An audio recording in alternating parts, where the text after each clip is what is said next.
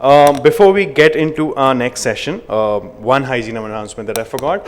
Most residents in the hotel actually have access to Wi-Fi. For those of you who would like access to Wi-Fi, you could go and register yourself at the reception. You will have to provide a photo ID, and they'll actually give you a login ID and password for today. I'm sorry, I should have mentioned this before. Moving on, our next panel for the day is Hum Aapke Hain Koun, the curious case of an arranged marriage. I would like to invite the panelists, AK from Washai, Kavita Wankhede from IIHS, Meera ji from Sept University, Professor Chari from ASCII, and I did not know that, and Lakshmi from ISC, as well as our moderator, Krishnan Hariharan on the stage. Building off on our conversations from last year, the idea is to talk about collaborations, partnerships, what has worked, what hasn't worked, what has actually worked on its own, what has been forced down us. Krishnan, please join the stage, and may I also invite the panelists to come.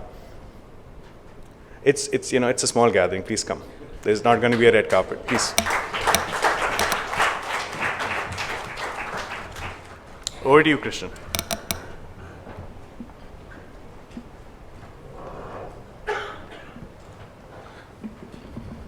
So once again, good morning to everyone. It is really exciting to see a packed room. For us, it's been a privilege to be here for the third year, and I think it's apt that we start today's sessions looking at collaboration. By default, everyone in the room will raise a hand if I ask you if collaboration is needed. But the real question is, in what form? What is the mechanism that will drive it and keep it sustainable?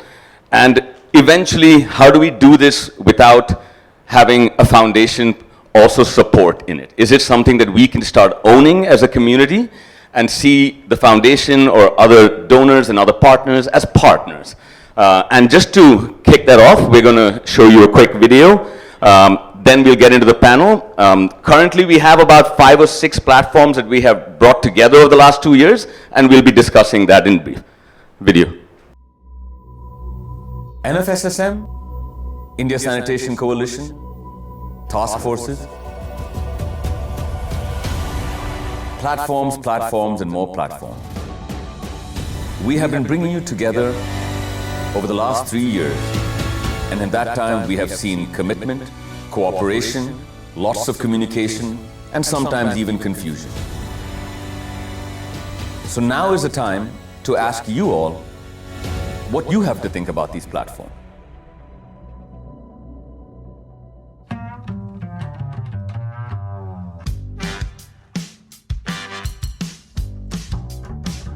Started as an arranged marriage.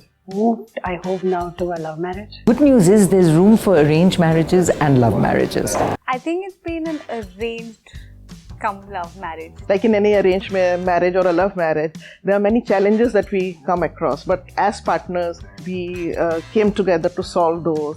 And I think that's the glue that is making people stick together. I think this is going to be like a good Indian marriage with its ups and downs, but will last in the long term. So I don't know whether it's a love or a hate or an arranged marriage, but it's definitely a marriage. Yeah, I say wow. Nahi, nahi, nahi.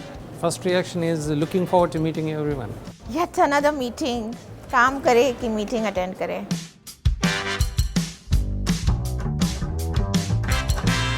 Go for it. I'll be a little more tough on the timelines, like the way I am with my children. Such an exciting place to be. Let's not get disheartened by what we don't achieve. Let's celebrate what we have. Also learn from failures, things that don't work. Continue doing what you're doing. All work and no play makes Jack a dull boy. Lage raho, bacche, lage raho. Stay the course, stay true to the cause.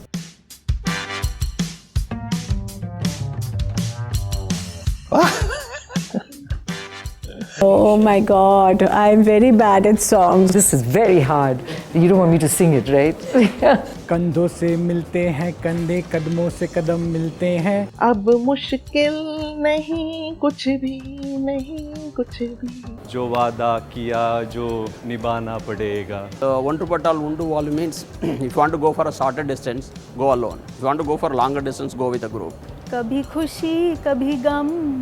बाबूजी धीरे चलना प्यार में जरा संभलना बड़े धोखे हैं इस राह में. हमें तुमसे प्यार कितना ये हम नहीं जानते. When the going gets tough, the tough gets going. So for all our partners, if it looks tough, we better get going. हम होंगे कामयाब, हम होंगे कामयाब. हम होंगे कामयाब एक दिन.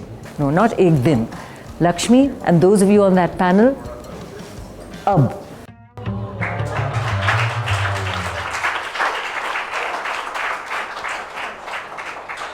Well, we hope you enjoyed all of that. Even though we tried to do it in a humorous way, I think the point we were making is the easy default of just saying collaboration for the sake of just collaboration isn't what we now should be really looking at. I think we've learned from it over the last couple of years to really dive a little deeper and understand what are the mechanisms and levers that will keep this going for a much longer time and have a much bigger impact. Before I just go to the panelists and start getting into the questions, just for some of the people who have not been here, the NFSM Alliance is probably the biggest alliance we have, and that is over 24 partners. We have 4 task forces that look at finance, gender, technology, and behavioral change. We have the India Sanitation Coalition, and we also have a new platform which is looking at the technical service units and the program management units. They come together. Each of the panelists here represents at least one of the panels, but quite a few of them serve multiple roles, so that should give us a very healthy discourse. And to kick off from there, I'll start with AK. So Washai, since it is the secretariat for the NFSSM Alliance, and we also do have a sponsor, which is the foundation there from a funding perspective, and we have about 24 members. The combination of having these 3 different sort of groups there, what has been the experience for you in terms of actually reaching consensus and reaching some of the ambitious milestones that the foundation has? So, good morning to all of you. So, as of now, so we have 28 members in the platform. So, not only the BMGF partners in the platform and also maybe other donor agencies as well, GIZ and USAID and UNICEF and World Bank is part of this alliance. So, we have 28 members as of now. So, there are more demands coming to the platform to join, hence, but because of the limitations, still we are looking for another option to expand it. In terms of funding side, so along with foundation and also some of our members also contributed for the, so some few of the members, they contributed to go for studies and events and things like that. And so there are a lot of, the major important point what I say that the thin line connecting all of us is the 1-point agenda, that's FSM, promote FSSM. That's the agenda connecting all of us. And the commitment shown by the partners was amazing last two and a half years. And so one of the success of this platform, what I see that, so the committed partners and also maybe regular meeting, almost you see each and every meeting 90 to 95% participation in the meeting. Even some of the members not able to come face-to-face meeting, they join over Skype or telecon. So that commitment. And also maybe you see, and another thing is maybe each and every meeting we come up with some action point, we form a working committee and that move forward and with the action oriented. And also maybe we all know that want to deliver something within 4 weeks time in a working committee. Madhu is just generous. We need 4 weeks. Madhu says that always 3 weeks you should be coming up with the results like. So likewise, a lot of connection and maybe the contribution, the dedication is brought this platform up to the stage. Now we need to look for how you move forward and go ahead. Okay, taking off from that question, Professor Chari, since you are actually on about the NFSM Alliance as well as the Technology Task Force, and you have contributed to both the other 2 platforms we have whenever we're asked you to be involved in. And if I were to look at the analogy of arranged versus love marriage here, the task forces were a bit more arranged. It was orchestrated for us to really find a way to work on certain critical themes. So from your experience looking at both the NFSM Alliance and the structure we have in place for the Technology Task Force in particular, how were you able to drive the agenda, and where was the gaps for you that you thought in terms of time and consensus building with a concentrated group? And also the Technology Task Force does have external members as well, similar to the Alliance. So I think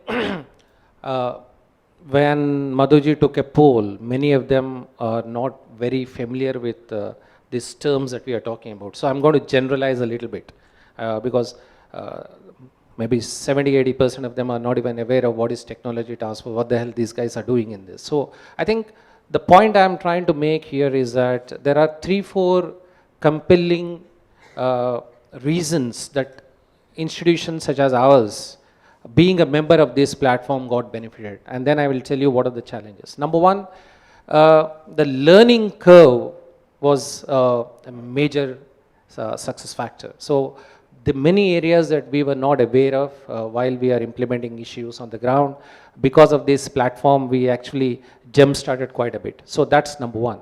Second area of, I would say, immediate benefit that we got out of this is the multidisciplinary competencies. For example, we had free access to BBC Media, which otherwise was impossible to acquire, or UMC on the livelihood issues, or Dalberg is working with us on human safety issues. So this access to new ideas, which otherwise cannot be acquired through general reading and social media or academic literature, we had this immediate access. So that's, I think, is a very powerful driver for us to sustain in the platform. I'm not glorifying the platform. There are a lot of negative things. Once you give me an opportunity, I'm going to talk about it later. But these are some of the positive aspects. The third important thing is from a partner state's perspective, it has really amplified the brand that we carry.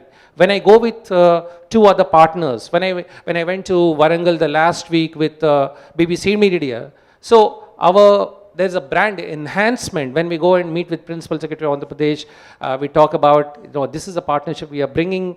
So by virtue of being this partnership as part of the alliance, we are actually, our brand amplification has happened. Things move much more faster than what as an individual, as an institution we could have done. And finally, I would say it has opened up new opportunities, new angles, new perspectives. So I think purely from institution where I am representing, from where I am coming from, being a part of these alliance, whether it is Technology Task Force or the larger FSM, NFSM alliance, there are 4 or 5 compelling reasons that I think any partnership would bring, or any collaboration that would bring. I'm trying to generalize because many of them are not part of these partnerships. I think they should take away, this is one of the powerful takeaway. In terms of challenges, 1 or 2 challenges is the language that we speak when we start the conversation is very, very different. We speak typical Sarkari government language, maybe Ankur will speak about the corporate language, so it takes time for us to sort of combine forces. So that's one.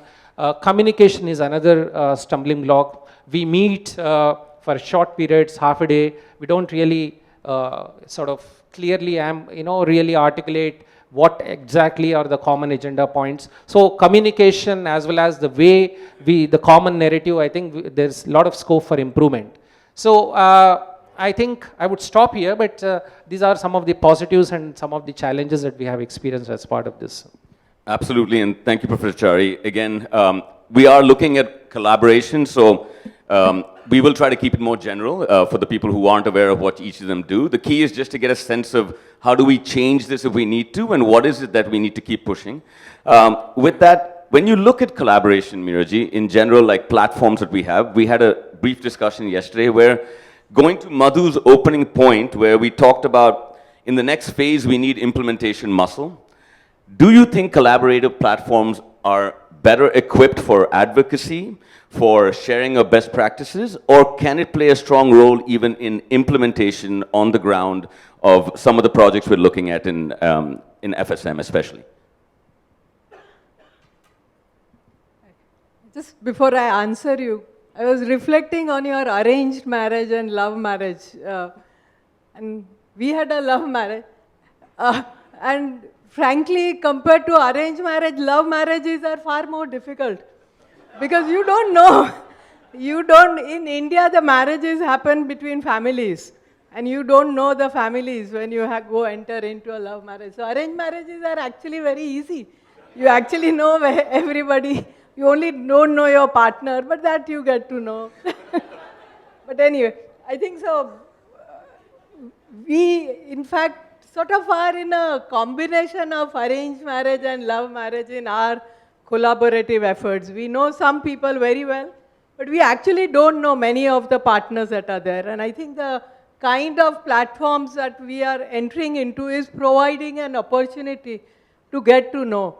I must say that there are many areas where we didn't know many things. We come with this arrogance of, being academics, that we know so many things. But I think what really helped in terms of this kind of platform is to get to know that there are many areas that are critical and that are so important in working on an agenda like this that we didn't know. I'm looking at Ankur. That's certainly an area that I must confess that we don't know enough about. We didn't know, and we are learning.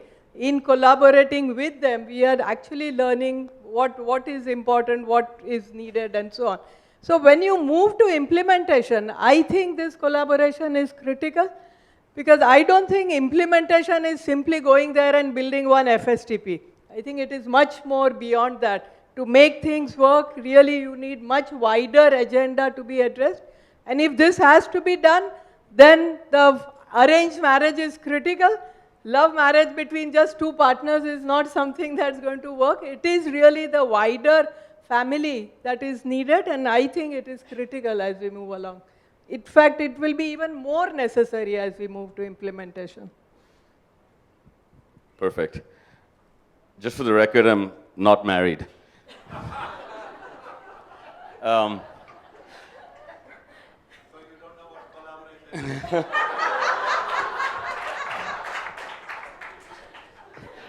Okay. In the literature we've read about building communities of practice and bringing collaboration together, a lot of the literature that shows success tends to show success when you build these communities of practice from within one organization. So if you are one entity, within that, if you have 4 different subgroups, you're working towards a common theme. So they tend to be more efficient because you're able to share best practices. In our current structure, we have different partners who are coming together. So the agenda is more of a common message and a theme. So with that, to Kavita, since the TSU and the PMU platforms are groups of people who are working on all levels, advocacy and implementation on a state, is that kind of a platform more able to look at collaborating within the inter-organization versus what we see in some of the other platforms? Okay, since nobody's answering your questions, I will also say something else and then try to answer your question. So to come back to the analogy again of arranged marriages, if this was an arranged marriage, I think I went in kicking and screaming. And I think, Krishnan, you know that better than anybody else. And the reason were, and I just want to put those concerns out because I think they've been addressed. And there are 2 things. One, I think when we started off a journey around 3 years back, like we were discussing yesterday, it was something new, right? It was not, we were definitely in a different space today than we were at that time. And I had 2 concerns. One was that how do you promote collaboration without stifling innovation, right?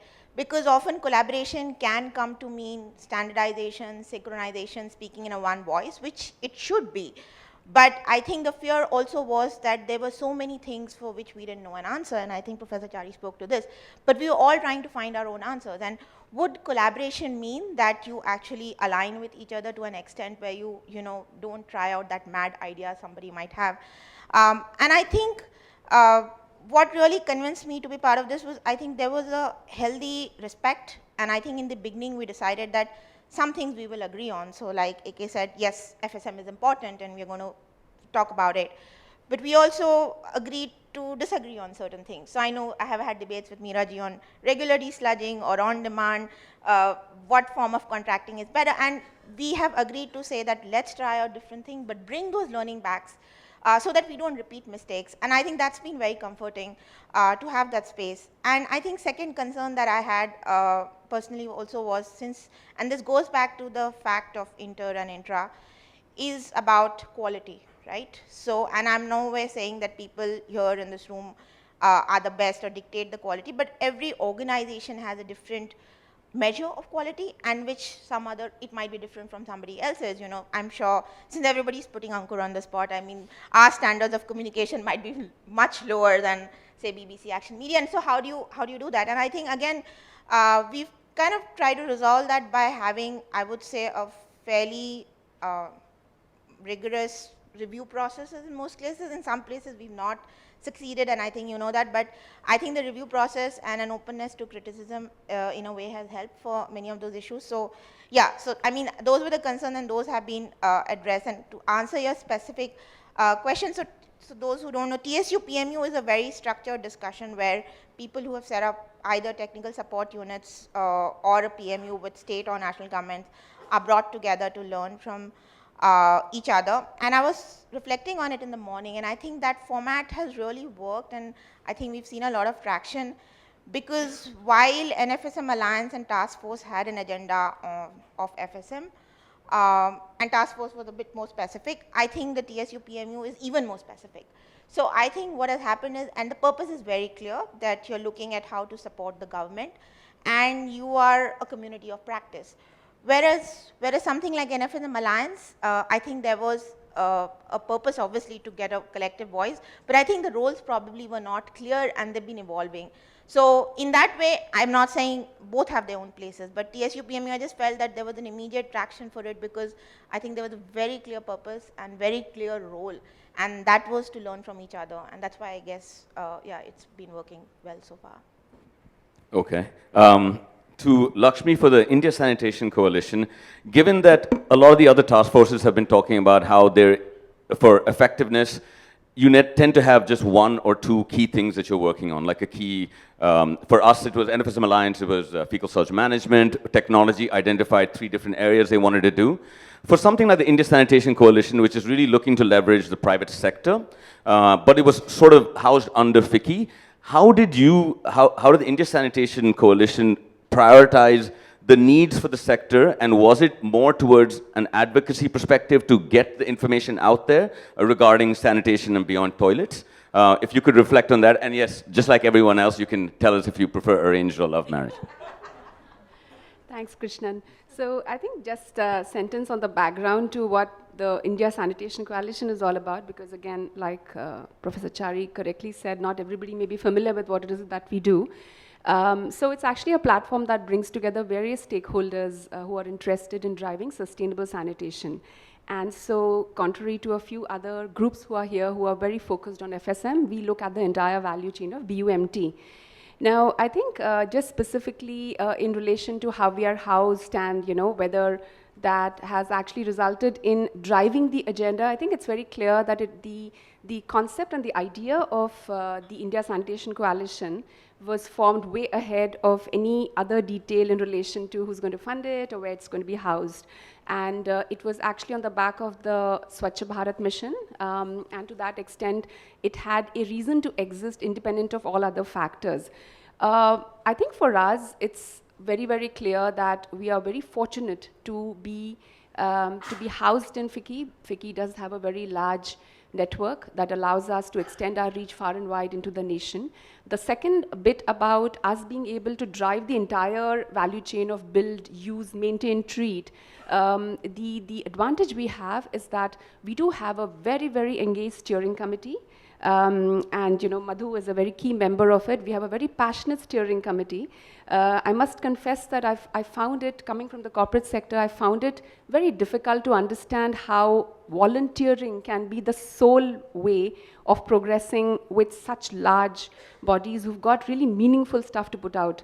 And I do see that working so wonderfully. By the way, of our steering committee, we've got 150 plus members who are a part of the coalition today.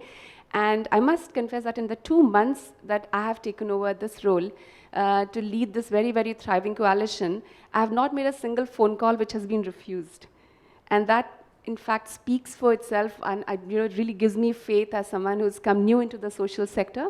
I'm trying to work in the entire sanitation value chain. So for us, it's very, very important to keep a perspective, because sometimes when you're looking at the flower too up close, the bloom of the entire tree may just get missed. And therefore, we do believe from the coalition perspective that we need to keep having focused agenda. FSM is a very key part of it, but we also would want to, pretty much similar to how the Indian government pursues grassroots level education as well as higher education, we need to continue working on both those with equal stride. Yeah. And on arranged and love marriage, I don't know how that works because I think my parents forgot that they needed to get me married, to be honest. So I did have what is called a love marriage. And I have arranged to make it work very well by God's grace. And I think most of us are familiar with how Indian households work. The marriage is very little to do with the marriage, it's about the families. So from coalition perspective, I do believe that for me, the blessing in a arranged marriage or a love marriage is the extended family, because that is the support and that is your strength. Thank you.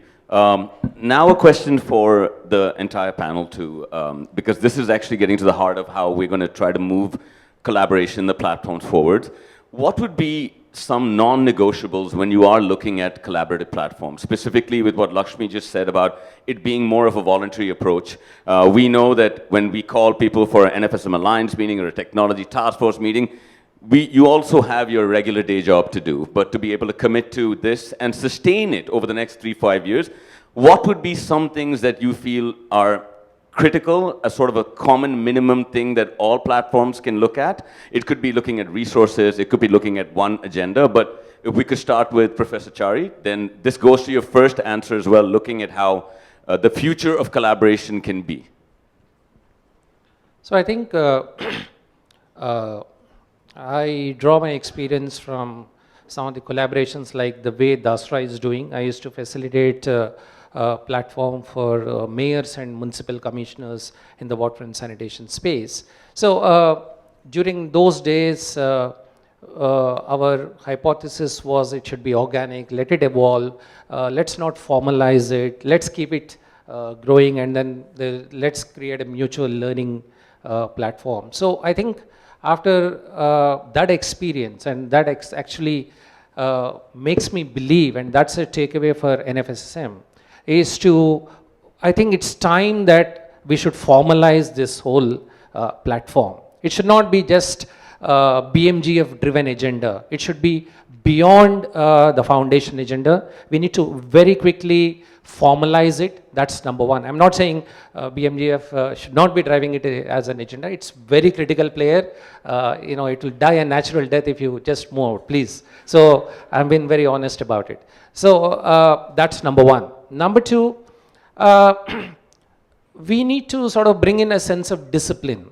You know, I use this word all the time. I think it's very important that it cannot be just keep it organic, even allow it to grow, but we can't shift timelines, we can't shift deliverables, we can't shift outputs, we can't shift commitment. It has to be a little more rigorous in terms of what we have committed, what we deliver. I think that's a second important lesson. And I would say, I'm not a Rotarian myself, but I attend a couple of Rotarian meetings on the Wash in Schools program, on FSM these days, trying to understand how they work. But I don't know, many of you probably are Rotarians, but there is a sense of discipline. They come from different walks of life. None of them are connected to Wash in Schools program, none of them were connected to polio program, none of them were connected to any program, but they had a common agenda without having actually sort of a professional interest in it. And they meet on a particular time, they work on a particular budget, they work on a particular, I think we need that sense of, we need to look at parallel platforms, which are a little more interesting, that I found that very interesting. So that's the second suggestion, is to bring a little more discipline. Third thing is, I think we need to build stakes of partners, even it means create memberships. I think it's time that we move to a membership model where people contribute and they feel that they're a part of, they're equity holders of this particular alliance. That I think it's very important. And fourth important thing I would invest in is to enhance the brand of the platform. It's very important that in India, you know, networking, collaboration is a sort of a derogatory word. I mean, this fellow is networked. Arey, pura sarkar is a networked hai. So it's actually, network is considered to be not a very interesting word. Whereas globally, networking is part and parcel of the professional advancement. So I think this concept of networking, the concept of bringing this brand to the platform is a fourth important thing that we need to work on. So I think these are some of my initial thoughts of how I would look at it in the next 6 months. Not too long, but in the next 6 months. That's part of the work plan which Sakshi has just drafted. We can just go down from there. So I think just, and Professor Hari, you've kind of nicely summarized, I think, for most of us, so that's great. No pressure on the rest of us. So just one key thing that I do see working to an advantage in any sort of a collaborative is that apart from the big, hairy, audacious goal, which is of course what we put out there as our vision, and it's, you know, other things follow from there, what does success look like in the medium term should be very, very clearly articulated and owned by all partners. And that has, of course, the aspect of timeline. I must confess freely that coming from the corporate world, I find the pace infuriatingly slow. I just wonder why some things take so long, but I'm now learning, and I do understand that there are some things that are inherent in collaboration. And second is that the social sector also works at its own meaningful pace. It's neither slow nor fast, but it's just a particular pace. So that particular articulation of what exactly is success and when it should be achieved should be very, very clear and shared among all constituents of a collaborative. I think the second bit is, and this is how we do work. So, you know, some sort of shared values is very, very critical, because that pretty much determines how you approach collaboration. Is it a headache, or is it an opportunity that you see? And would you be then willing to actually go that extra mile so that all parts of the collaborative actually have capacity built? I mean, we go around doing capacity building for everybody else, and I sometimes worry that even as a set of people who drive those initiatives, whether our capacity is built in the first place. So I think some of this is also driven by the aspect of shared values. Very, very critical that we stay goal-focused, and I think that is where, for me, with over 2 decades of communications background, I must confess that I've now come to the grand conclusion that communications is like really, really critical. We do have things that we know, we do believe the other person knows it, we do have issues which don't get spoken. There is merit in airing those issues, and the idea is not to point fingers, but the idea is actually to look for common solutions. So I'd really put these 3 as you know, things that I do believe are non-negotiable if you have to go about in a meaningful way into any collaborative. So I see there are 3 important things, so non-negotiable. Before getting into those 3 items, I would like to also, because we are running the secretariat, and there are a lot of challenges around. It's not that simple, actually. Particularly if you see the few challenges, that maybe from there I'll draw what are those 3 important non-negotiable. One is about, because we formed a lot of working groups, right, with the deliverables within 4 weeks or 6 weeks, and coordinating that working groups and maybe delivering that task within the time. That's always a challenge part, right? You need to keep communication is a very critical element there. And also maybe if you're being the platform, the data demand or the information demand from the partners, they expect that maybe everything is available at the secretariat level. And also the time, you know, within response time should be within 5 minutes to 30 minutes, like. That's always a bit of challenge. But at the secretariat, we don't have any dedicated staff as of now. Maybe only we are running with the existing staff available within WASAI. And another thing is coordination between Alliance and PMU and Ministry, right? Alliance member sees that whatever we are discussing immediately getting into the Ministry side, and the Ministry or PMU sees that whatever they are thinking, it should be communicated immediately to Alliance members and get feedback. There are also a bit of challenges from our end. And also there are another challenge, important challenge is that the collective value. Some partners always, they look for their individual visibility, each and everything. So when you come to the common platform, you need to compromise at an extent. Sometimes that's create a sort of a problem. And also maybe a lot happening among the partners, right? But so the communication still, so not coming, shared with the platform. These are some of the challenges we face. So from which what I see, there are 3 important things. One is about communication between members and secretariat, whatever, among the members. Communication is a critical element. And maybe dedication, maybe attending meeting or maybe taking the responsibility and delivering the responsible time. That's a critical element. And maybe compromising your individual visibility, and maybe we need to agree for a value, and maybe it's a collective value, collective assignment, collective task accomplishment. That's what.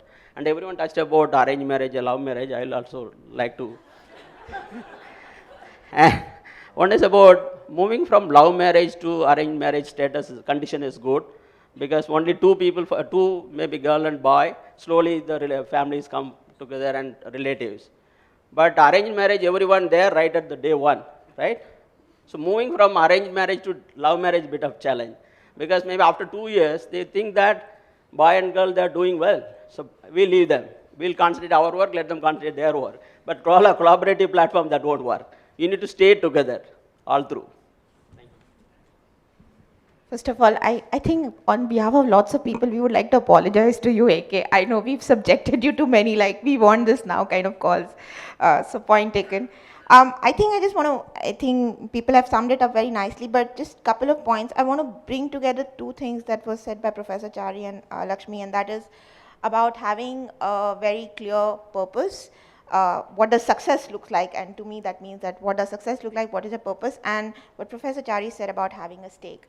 So I think it should be success well defined, but also people in it should own up to it, have a stake, have a skin in the game. And I would then relate it to saying that also have clear roles. So the roles may change within the kind of collaboration you're doing, but I think it is very, so in short, I'm saying that you need to have a good picture of success, but also sign up to it and sign up to make it a success and not just say, okay, yeah, it's there and it'll happen on its own. Second thing, I really think I think we've kept the membership or set of people who are engaging fairly small, and I agree, one way is formalizing it, but I also feel we really need to open it up and look outwards a little bit to see what's happening there in other sectors. And I know a lot of panels today and tomorrow actually are looking at lessons from other sectors, or even other countries, I would say. And I'm not saying that they become part, like an active member of the collaboration, but I think we now, from a place where we used to disagree a lot, it's a nice thing that we all agree more and more. But my fear also is that, we need a little disruption to make us question our own assumption, and a little bit of fresh air from outside would really help. And the third thing is, and I say this on all seriousness, the last item on the agenda today, I think, is Abhi to party baki hai, right? And I really want to say that it's not about just partying, but I think thanks to Dasra and thanks to the other events we've had lots of space to interact informally. We know a lot of people informally, and I think we should not underestimate that, because I think at the core of any collaboration is trust, and much though you obviously develop trust, so I'm not saying trust is developed only through parties, but I think that space for informal interaction has really helped us know each other and trust each other, and that has really speeded up things. So yeah, those are my three. That doesn't leave too much for me to say. Let me focus more on one aspect of the collaborative platforms, that we formed these task forces. We called them task forces, but we had, at last Mumbai, we were discussing, they were actually more thematic task forces and not really task forces. So they were more sectorally looking at finance, technology. When we were asked by Madhu that, lead this finance task force, I was actually quite thrilled, because finance generally doesn't get a mention. It comes right at the end after everything has been talked of. So in that sense, thinking upfront on finance was actually a good. What I found, and this is what Lakshmi was saying, that we take too much time.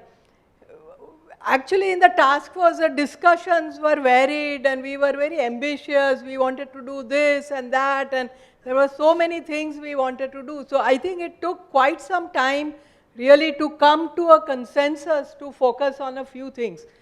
Then I was reflecting that maybe, but that is good.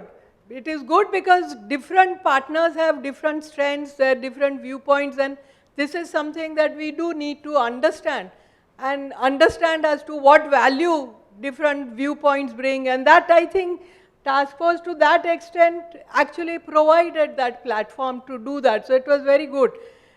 Over time, however, we did manage to identify a few things that we thought were critical and focused on. Sometimes the timing, Madhu referred to the 15 task force contribution that we tried to make. And it was timely, it was important, but if it can actually be completely change the agenda overnight. So that is the kind of thing that is likely to be critical. But I think moving from thematic discussions to specific identifiable task is something that we need to work on. And maybe that is actually part of all our entire collaborative platform, that we keep discussing many things. How do we bring these discussions down to doable things? Timeline, yes, to some extent that it is possible to do. So that is something that we need to really think about how to do. It's very gratifying when different stakeholders come together and sort of say that yes, this seems like the right way to do. You know, alone you think sit in your room and think, oh, this is the right way to do. It's very different than people coming together because you have tried to discuss, deliberate on that. I think that is the power of collaboration. And how do you do that? I'm not a great expert on mechanics of how do you do this collaboration.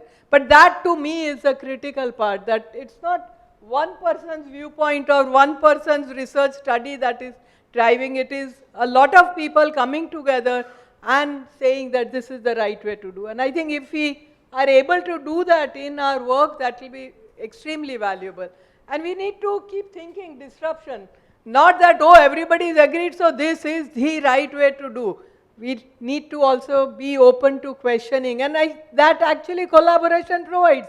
I've always found that there will be one or two people always questioning things, and maybe that is good. That actually helps you to be disruptive. So that is, to me, the advantages of collaboration. I just want to second what Meeraji said, and which is about, I think, the sector is growing very fast, and we all know and we've all complained to each other how there are not enough people in the sector. So I think I just want to second that it was really great. The greatest part of the collaboration has been to get some of, well, let's be a little humble, maybe not some of the best minds, but some of the minds who are at least thinking very seriously about the problem and have that benefit of, you know, really critical, at the same time positive feedback to move forward. And that's really been great about this. I mean, I think one of the key themes today is for any successful marriage, you need communication. So you guys will have a full day of it today. But one of the things in this, the non-negotiable, I think, I just want to pose a question to you guys, and anybody can answer it. What didn't come out in the non-negotiable, except in certain ways, was if you're looking at equal representation, where does gender fall into this? We have a panel which is more gender balanced here, but when you're looking at the country as a whole and the work we're trying to do in sanitation, where gender has always been at least underrepresented, and we know both for the foundation and for the people here, gender is always at the forefront of how we look at it. How do you think collaborations can ensure that equal participation, and also from a gender perspective, should it be prescriptive or should it be part of the design in the way we form it? Go ahead, Meeraji. Because it's in my... I don't know.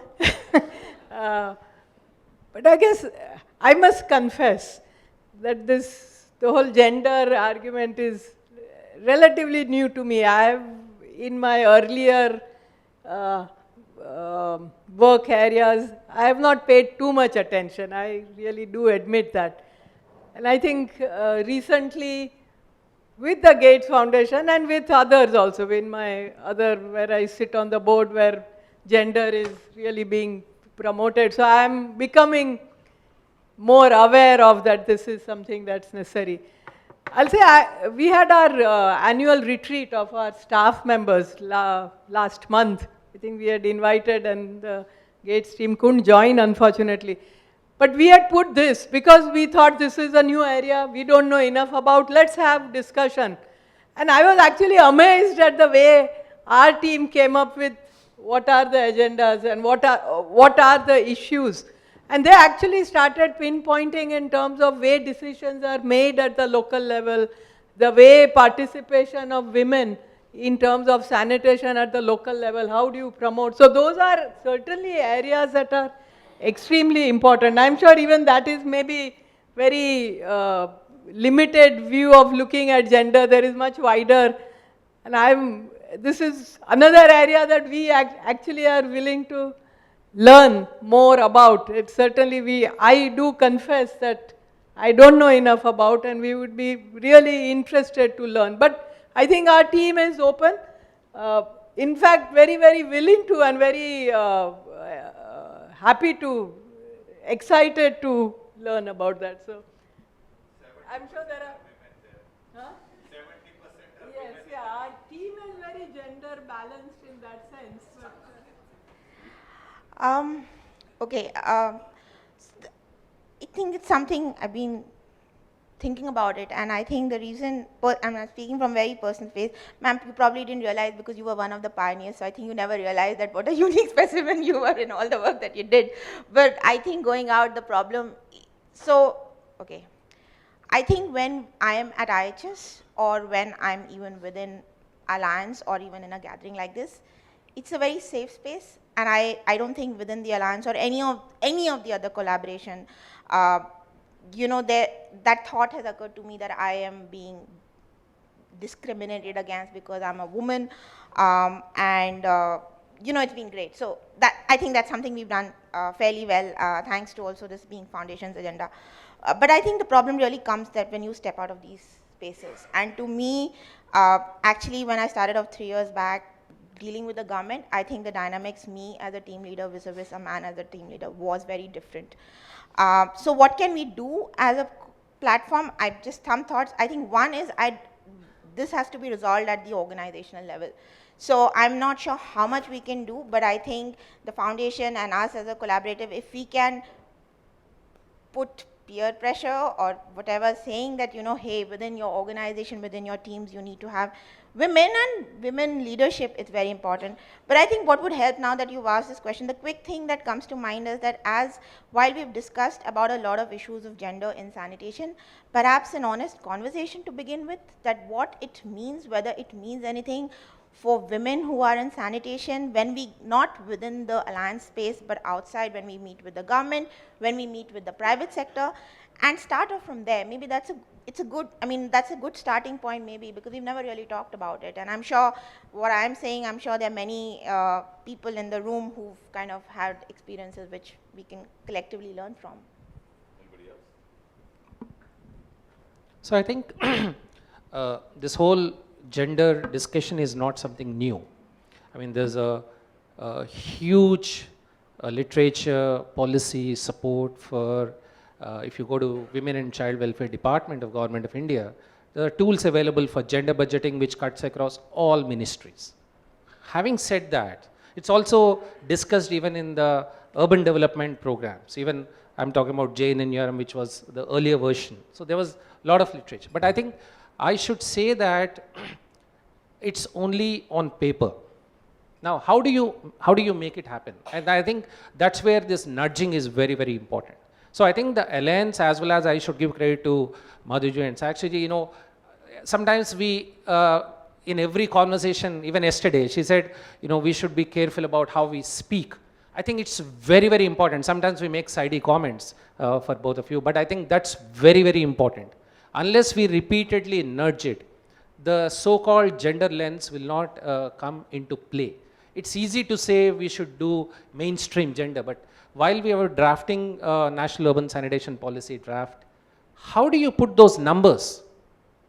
What do we mean by gender mainstreaming by 2024 and 2030? How do you define in terms of goals? How do you define in terms of access? It's not easy. So I think earlier interventions have failed, and now the Alliance is able to really think through carefully because of the seriousness with which give attention to detail. And I think that's a big contribution that the Alliance is doing in terms of translating the theoretical framework into practice. And I think we need to do more and more in the times to come. How do you communicate in the next phase 2 of Swachh Bharat mission? How do you mainstream this in Amrut version 2? I think these are the points we need to, the Alliance has a major contribution to make. Yeah, I think collaborative platforms do allow for agendas like gender to be actually pushed with a much stronger focus, at least from what we can see here. Unfortunately, we're running out of time now, so I will open it up to just one or two quick questions. Again, everybody's here for the next 2 days, so like Kavita was saying, don't just see this as your opportunity. If you have questions, take the time while you're in a tea break. Don't be on your phone. You know, you have other opportunities here. So I'll open it up for 2 questions from the audience, and you can use the app and ask them direct questions later on through the day, and they'll answer you. Wow, that was a very clear, concise panel. No questions.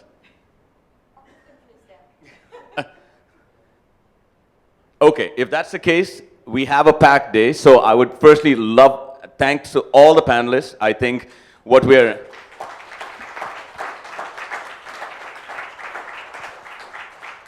clear is there are certain things that collaborative platforms need to have, and I think it's been articulated by each one of the panelists, and when we send out the summary report, you will see these insights out there. I think what's important is as we keep pushing new platforms or converging some of these platforms, the sharing of information in a very open and safe space seems to be very critical for our agenda. And again, I'll repeat, for all good marriages, from what I've heard at least, communication seems like the key thing. So for the rest of the day, you guys, everybody here, guys and women and men, sorry, you will be able to hear more about that. And I think I'll hand it to Anurag unless, yeah, thank you to the panel.